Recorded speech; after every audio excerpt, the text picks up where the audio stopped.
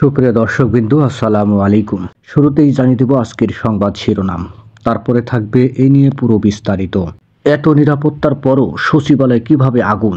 প্রশ্ন বিএনপির চেয়ারপারসনের উপদেষ্টা জয়নুল আবেদিন ফারুকের। এবার পুরো বিস্তারিত। এত নিরাপত্তার পরও সচিবালয়ে কিভাবে আগুন লাগলো? স্বরাষ্ট্র উপদেষ্টার কাছে এমন প্রশ্ন রেখেছেন বিএনপির চেয়ারপারসনের উপদেষ্টা জয়নুল আবেদিন ফারুক। তিনি বলেছেন, অন্তর্বর্তী সরকারকে আগেই সতর্ক করেছিলাম, এখনো সতর্ক করছি, সচিবালয় থেকে যেন শেখ হাসিনা সরকারের দোসরদের অপসারণ করা হয়। আজ জাতীয় প্রেস ক্লাবের সামনে গণতন্ত্র ফোরামের উদ্যোগে মাদার অব মাফিয়া ফ্যাসিস্ট খুনি হাসিনা ও তার দোসরদের সীমাহীন দুর্নীতির শ্বেতপত্র প্রকাশের দাবিতে আয়োজিত অবস্থান কর্মসূচিতে তিনি এসব কথা বলেন। জয়নুল আবেদিন ফারুক বলেন, আমাদের পাশেই গতকাল সচিবালয়ে আগুন লেগেছে, যেখানে দেশের সব গোপনীয় সব দলিলপত্র থাকে। অফিস বন্ধ, অফিসের নিরাপত্তা কর্মীর দায়িত্বে থাকেন। তারপরও কিভাবে আগুন লাগলো তা আমি স্বরাষ্ট্র উপদেষ্টার কাছে আজকের মধ্যেই জানতে চাই। সচিবালয়ে আগুনের সঙ্গে যারা সম্পৃক্ত তাদের কেন আইনের আওতায় আনা হলো না? জয়নুল আবেদিন ফারুক বলেন, স্বরাষ্ট্র উপদেষ্টার কাছে আরও জানতে চাই, ওবায়দুল কাদের কি করে বাংলাদেশ থেকে পালিয়ে ইন্ডিয়ায় গেল? এখনো শেখ হাসিনা ভারতে বসে বর্তমান সরকারের বিরুদ্ধে বিভিন্ন ধরনের ষড়যন্ত্র করছে।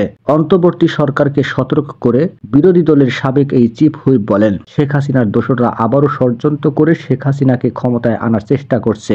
এটি আমরা কোনোভাবেই হতে দেব না। সরকারের উদ্দেশ্যে তিনি বলেন, আপনাদের প্রতি আমাদের বিশ্বাস আছে, সেই বিশ্বাস রাখার জন্য স্পষ্ট করে নির্বাচনের তারিখ ঘোষণা করুন। নির্বাচিত সরকার এদেশের পরবর্তী বৃহত্তর সংস্কার সম্পন্ন করবে। তিনি আরো বলেন, শুধু দুদকের মামলা দিলে হবে না, শেখ হাসিনার পরিবারের সবার দুর্নীতির শ্বেতপত্র জাতির সামনে তুলে ধরতে হবে। সামনে রোজা, নিত্যপণ্যের সিন্ডিকেট আপনাদের ভাঙতে হবে। সেই আওয়ামী লীগের দোসররা রমজানের গরিব মানুষকে কষ্ট দেওয়ার জন্য আবার সিন্ডিকেট তৈরি করতে পারে, আবারও পরিকল্পনা করছে।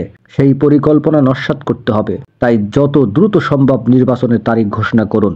ভিপি ইব্রাহিমের সভাপতিত্বে অবস্থান কর্মসূচিতে আরো বক্তব্য রাখেন বিএনপির যুগ্ম মহাসচিব আব্দুস সালাম আজাদ, নির্বাহী কমিটির সদস্য আবু নাসের মোহাম্মদ রাহমাতুল্লাহ, মাওলানা নেসারুল হক, কৃষক দলের ধর্ম বিষয়ক সম্পাদক কাদের সিদ্দিকী, চালক দলের সভাপতি জসিমউদ্দিন কবির, ইসমাইল হোসেন সিরাজি সহ আর অনেকেই উপস্থিত ছিলেন। নিউজটি সম্পূর্ণ দেখার জন্য সবাইকে ধন্যবাদ। বাংলা নিউজের পরবর্তী আপডেট পেতে আমাদের চ্যানেলটি সাবস্ক্রাইব করুন। নিউজটি ভালো লাগলে অবশ্যই লাইক, কমেন্ট, শেয়ার করে অন্যকে দেখার সুযোগ করে দিন।